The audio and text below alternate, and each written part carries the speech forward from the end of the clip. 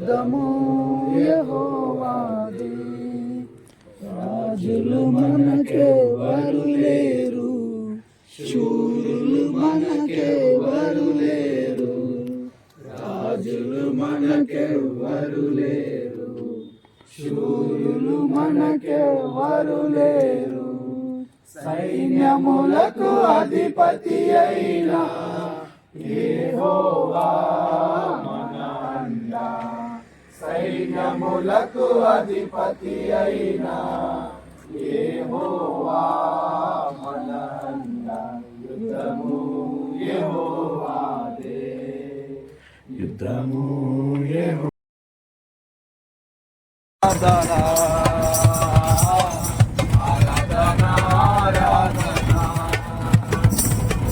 జీవించేదం అధికముగా ఆరాధించు, ఆ శక్తి ప్రేమించేదం అధికముగా ఆరాధించు, ఆ శక్తి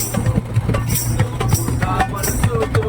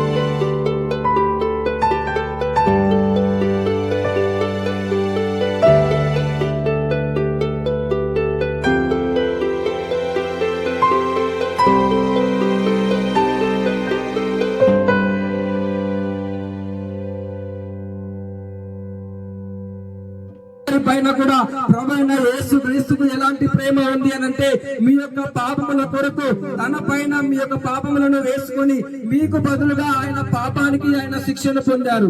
మీకు బదులుగా మీ యొక్క పాపాలకు బదులుగా ఆయన శిలువలో రాడు పైన ఆయన భూమికి ఆకాశానికి మధ్యన ఆయన వేలాడారు. ప్రభువైన యేసుక్రీస్తు ఈ లోకంలో ఉన్న మనుషుల యొక్క పాపముల కొరకు ఆయన శిలువలో మరణించారు. ప్రతి మనిషి కూడా ఒక రోజు మరణిస్తారు. మరణించిన తర్వాత రెండే మార్గాలు ఉంటాయి. ఒకటి పరలోకము అనగా స్వర్గము, రెండవది నరకము. ఆ యొక్క పరలోకానికి వెళ్ళాలంటే ఈ లోకంలో ఉన్న ఏ మానవుడు కూడా వెళ్ళలేడు. ఎందుకు అనంటే ప్రతి మానవుడి పైన కూడా పాపం ఉంది. ప్రతి మానవుడు కూడా పాపములోనే పుడుతున్నాడు, పాపములోనే పెరుగుతున్నాడు, పాపములోనే బ్రతుకుతున్నాడు. చివరికి ఒకే రోజు ఆ యొక్క పాపములోనే చనిపోతున్నాడు. ఆ యొక్క పాపము కారణంగా మరణించిన తర్వాత ఏ మానవుడు కూడా స్వర్గానికి వెళ్ళలేడు. కనుక ప్రభువైన యేసుక్రీస్తు మానవులను సృష్టించిన ఆ యొక్క దేవాది దేవుడు ఆయన ఈ లోకానికి మానవుడిగా వచ్చి మనందరి పాపముల కొరకు ఆయన శిలువలో మరణించారు. ఆయన శిలువలో ఆ యొక్క రక్తము ద్వారా ఆయన బలియాగం చేశారు. ఆ యొక్క బలియాగం ద్వారా ఈ లోకంలో ఉన్న మానవుల యొక్క పాపాలను ఆయన శిలువలో తీసివేశారు. ఎవరైతే ప్రభువైన యేసుక్రీస్తు వద్దకు వచ్చి వారి యొక్క పాపములను విడిచిపెట్టి వారి యొక్క పాపములను ఒప్పుకొని యేసుక్రీస్తుని అంగీకరిస్తారో వారి యొక్క పాపములు క్షమించబడతాయి. క్షమించబడిన తర్వాత ఒక రోజు వారు మరణిస్తే వారు ప్రభువైన యేసుక్రీస్తుని అంగీకరించిన కారణంగా వారు నిత్య రాజ్యానికి, పరలోక రాజ్యానికి చేరుకుంటారు. ఈ లోకంలో ప్రభువైన ఏంటంటే, నిజానికి మనిషి మనం భూమిని ఎందుకు బ్రతుకుతున్నాం? మనం చనిపోయిన తర్వాత ఎక్కడికి వెళ్తాం ఎప్పుడైనా గ్రహించారా? అవును కదా, మన ఆత్మ ఈ భూమి మీద మన శరీరం మట్టిలో నుంచి వచ్చింది, మట్టిలోనే వెళ్ళిపోతుంది. కానీ ఆత్మ నరకంకి వెళ్తుందో పరలోకానికి వెళ్తుందో ఒకసారి మనం గ్రహించాలి. ఎందుకనంటే మనం బ్రతుకుతున్నప్పుడు మన పాపాలను మనం కడిగి వేసుకోకపోతే మరణం ఎప్పుడు ఎవరికి ఎలా వస్తుందో తెలీదు. కావున ఈ యొక్క మరణం గురించి నువ్వు తెలుసుకోవాలంటే ఫస్ట్ మనకు ప్రభువైన యేసుక్రీస్తు 2000 సంవత్సరాల క్రితం ఆయన భూలోకానికి వచ్చి ఉన్నాడు. ఆయన ఎందుకు వచ్చి ఉన్నాడు అంటే ఆయన నా పాపాల కోసం వచ్చి ఉన్నాడు. ఆయన మన పాపాల కోసం చనిపోయి ఉన్నాడు. కానీ తిరిగి మూడో రోజు లేచున్నాడు. ఈరోజు నిజానికి చూసుకుంటే ఏ సమాధి తిరిగి లేవలేదు, కానీ ప్రభు యేసుక్రీస్తు సమాధి మాత్రమే తిరిగి లేచింది. ఎందుకంటే ఆయనలో జీవం ఉంది కాబట్టి లేచింది. ఈరోజు చూసుకుంటే ఏ సమాధి ఎక్కడైతే అక్కడే ఉంది, కానీ ప్రభు యేసుక్రీస్తు సమాధి మాత్రమే లేచింది. ఎందుకంటే ఆయనలో జీవం ఉన్నది. ఆయన ఏమనంటే నేనే జీవము, నేనే సత్యము, నేనే మార్గము. ఆయన జీవమునమ్మా, ఆయన నమ్ముకోండి. ఆయన నమ్ముకుంటే నేను పరలోక రాజ్యంలో చేరుతావు. యేసుక్రీస్తు మాత్రమే పరలోక రాజ్యం చేరబడుతుంది. ఎందుకంటే చనిపోయి ఉన్నాడు. నమ్ము, ఇదే సత్యము నమ్మితే పరలోక రాజ్యం చేరబడతావు. ఈయన నా మాటలు వినండి. ఎందుకంటే ఇలా చెప్పే వాళ్ళు కూడా మీరు దొరుకుతారు. ఈ యొక్క మంచి అవకాశం, ఈ అవకాశాన్ని సౌజ్ఞం చేసుకుంటే నువ్వు పరలోక రాజ్యంలో చేరుతావు. ఎందుకంటే ఆయన త్వరగా రాబోతున్నాడు. ఇక సమయం లేదు. ఎందుకంటే చివరి దినంలో ఉన్నాము. ఆయన అక్కడ అవసరంగా ఉంది కనుక మీరు నమ్మి బాప్తిసం పొందినప్పుడు పరలోక రాజ్యం చేరుతాము. యేసుక్రీస్తు మాత్రమే నిజమైన దేవుడు. ఆయనలోనే జీవం ఉన్నది. ఆయనే సత్యము, ఆయన జీవము, ఆయన మార్గము. ఆయనకు తప్ప వేరొక దేవుడు లేరు. ఎందుకంటే బైబిల్ స్పష్టంగా చెప్తుంది, నా భూమి ఆకాశం గతించును కానీ నా మాట నేను గతించమని అంటున్నాడు. ఎందుకంటే బైబిల్ స్పష్టంగా తెలియజేస్తున్నామా, ఇవి మీ మాట చెప్తున్నా కాదు. బైబిల్ చదివి మా జీవితాలు మార్చుకున్నాము. ఒక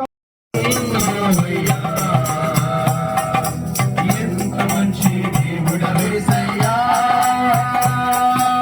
ఎంత మంచి దేవుడు యేసయ్యా, చింతలన్నీ తీరేనయ్యా నిన్ను చేరగా. ఎంత మంచి దేవుడు యేసయ్యా, నా చింతలన్నీ తీరేనయ్యా నిన్ను చేరగా. ఎంత మంచి దేవుడు యేసయ్యా, నన్ను విడిచిపోయినాను. ఎంత మంచి దేవుడు యేసయ్యా, నా చింతలన్నీ తీరేనయ్యా నిన్ను చేరగా. ఎంత మంచి దేవుడు యేసయ్యా. The blood of animals cannot save you. జంతువుల యొక్క రక్తమును యొక్క పాపములను కడిగివేయలేవు. No good works will save you. ఏ మంచి మాటలు కూడా మీ యొక్క పాపములను Only the name of Jesus will save you, my friend. ఒక్క యేసు నామము మాత్రమే కాపాడుతుంది. Only Jesus rose back on the third day. ఎందుకంటే ఒక్క యేసుక్రీస్తు మాత్రమే మూడవ రోజు వరకు తిరిగి లేచాడు. Every person who said he will save you from your sins is dead. మీ యొక్క పాపముల నుండి మిమ్మల్ని కాపాడతామని చెప్పిన ప్రతి ఒక్కరు కూడా వారి పాపములోనే వారు మరణించారు. Only Jesus Christ rose back on the third day. ఒక్క యేసు మాత్రమే మరణించి మూడవ రోజు తిరిగి లేచాడు. And Jesus is coming to judge the whole world. కాకుండా ఆయన మరలా యొక్క తీర్పు తీర్చడానికి ఆయన రానై ఉన్నారు. If you die in your sins, you will end up in hell. ఈ వేగాన్ని పాపంలోనే మరణిస్తే మీరు నరకం. Hell is a real place. నరకం అనేది నిజమైన స్థలమై ఉన్నది. It's a place where you live forever and ever. స్థలంలో మీరు యుగ యుగాలు జీవించాల్సి ఉంటుంది. It's a place where you live for millions and trillions of years. ఆ యొక్క స్థలంలో మీరు లక్షల కోట్ల సంవత్సరాలు జీవించాల్సి ఉంటుంది. In this world, you do so many things to live. ఈ యొక్క లోకంలో మీరు ఎన్నో పనులు కార్యాలు చేస్తూ ఉంటారు. You hardly live for 70, 60 years. మీరు ఎన్ని చేసినా ఏమి సంపాదించినా మీరు 70 ఏళ్ల కంటే ఎక్కువగా బతకలేరు. Your money cannot save you. మీ యొక్క ధనము మిమ్మల్ని రక్షించలేదు. Your education cannot save you. మీ యొక్క చదువులు మిమ్మల్ని రక్షించలేవు. Your parents cannot save you. మీ యొక్క తల్లిదండ్రులు మిమ్మల్ని రక్షించలేరు. Girlfriend cannot save you. మీ యొక్క ప్రియురాలు మిమ్మల్ని రక్షించలేరు. Only the name of Jesus will save you, my friend. ఒక్క యేసు నామము మాత్రమే రక్షిస్తుంది.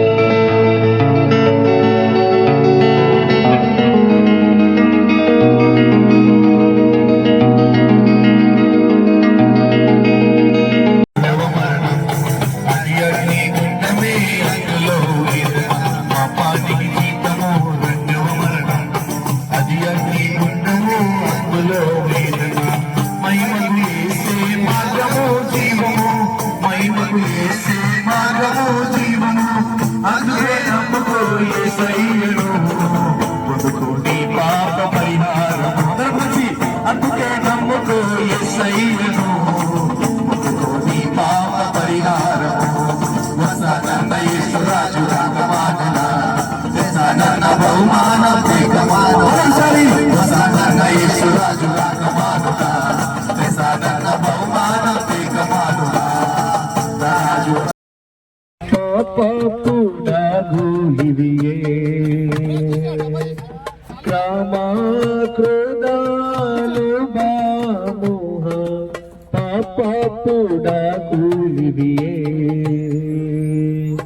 తెరువు నీరు దయ ద్వారంబు నీడి ప్రభు యేసునందే రక్షణ కలదు నిర్లక్ష్యముగా జీవించనేలా నిర్లక్ష్యముగా జీవించనేలా వేచియున్నది తీర్పుని కొరకై పరము నాకే గోత ఆయాసపడును తెరువు నీ హృదయమును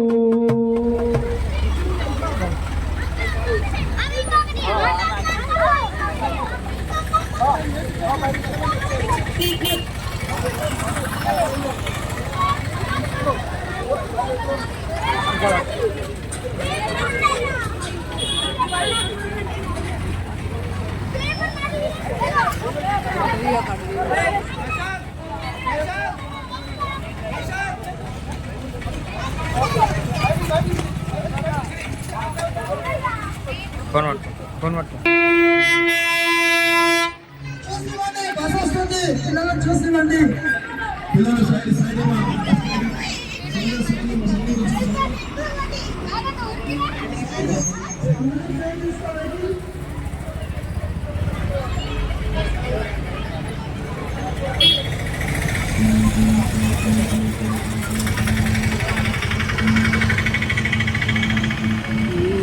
दीवाना ना होगा दूरा हर एक वादा उसका होता है पूरा उसका कोई भी वादा उसका आने का वादा भी होगा पूरा देखेगा सारा जहां उसका आने का वादा भी होगा पूरा हम मिलेंगे बादलों पर हम मिलेंगे बादलों पर देखेगा सारा जहां आसमां के पार जाएंगे सैया చెబుతా నేను వినవయ్యా పెద చెవి పెట్టక త్వరపడి వచ్చి రక్షణ పొందయ్యా రక్షణ పొందయ్యా దేవాది దేవుడు యేసయ్యా మానవ రూపము వచ్చారయ్యా దేవాది దేవుడు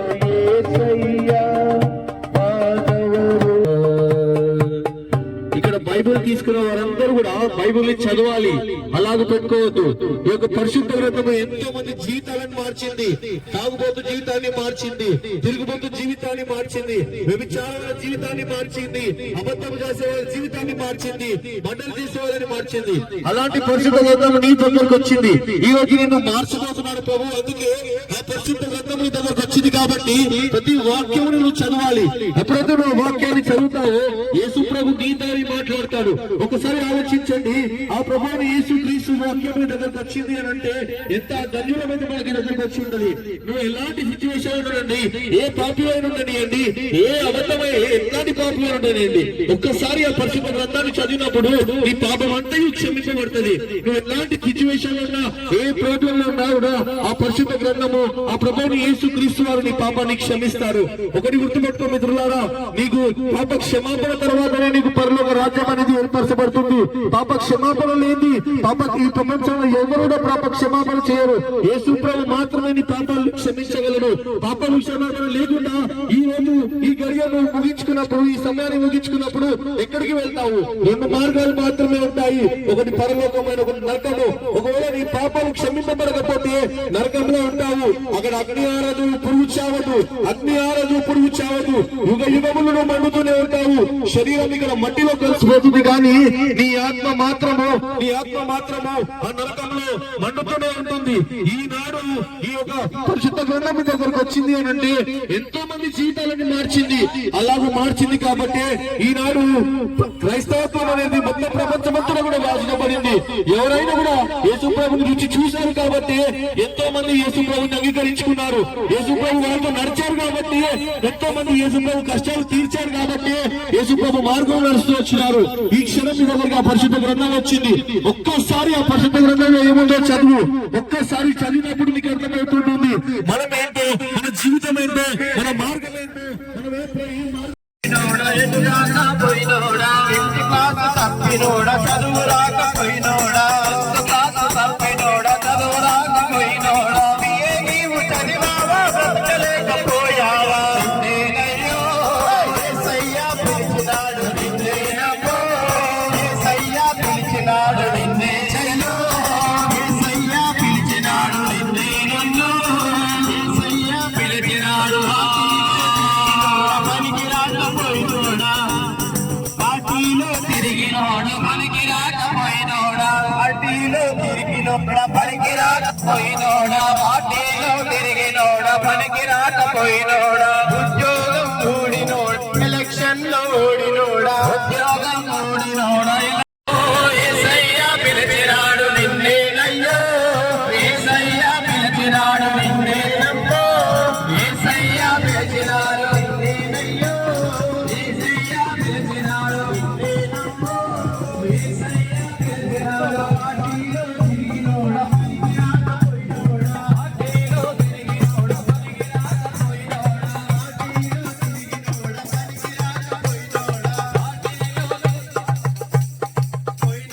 పార్టీలో తిరిగినోడా పనికి రాకపోయినోడా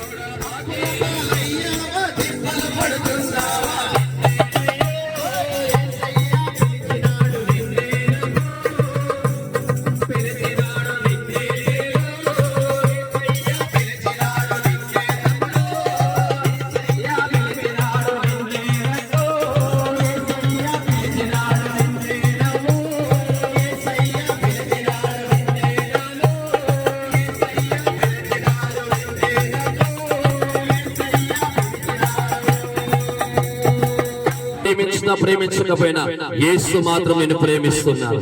అందుకే ఆయన నీ కొరకు ఈ లోకానికి వచ్చాడు.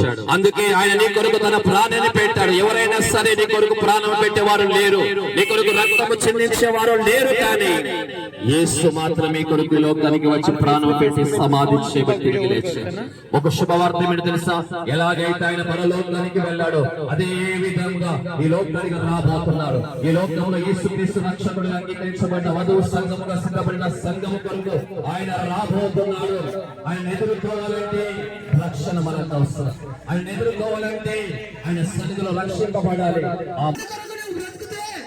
ఒకవేళ దేవుని యొక్క రాజ్యంలో నువ్వు చేర్చబడతావు.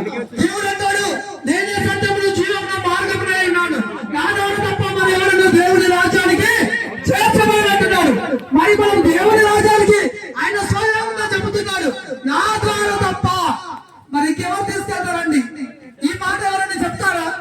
నేను నిన్ను పరలోక రాజ్యానికి తీసుకెళ్తానని ఎవరైనా చెప్పగలిగే సామర్థ్యం ఉన్నారా? మీ స్నేహితులు చెప్పగలరా? మీ బంధువులు చెప్పగలరా? లేక నీ కుటుంబ సభ్యులు చెప్పగలరా? నిన్ను దేవుడి రాజ్యానికి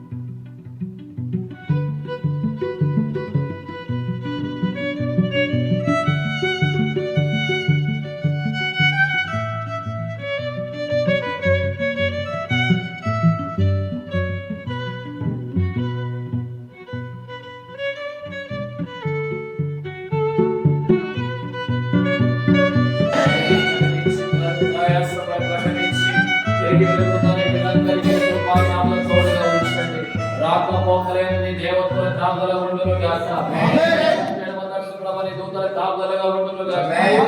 వెచ్చని కాపుదల ఉండునుగాక. మీ గమ్యము చేరే వరకు తమ తమ గృహాల నుంచి ఆరాధన పాల్గొనే వరకు ప్రభా మీ సన్నిధి వారితో ఉండమని వేడుకుంటున్నాం.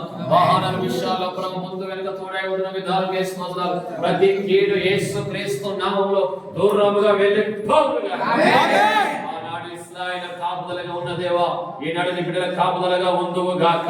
నిశ్చయముగా నీవే వారిని నడిపించుదువు గాక. గమ్యాలు తీర్చుదువు గాక. సాక్షిగా నిలబడుదురు గాక. ఇంతకన్నా ఇంకా గొప్ప పరిచర్య రానున్న దినాల్లో మీ ద్వారా జరుగును గాక.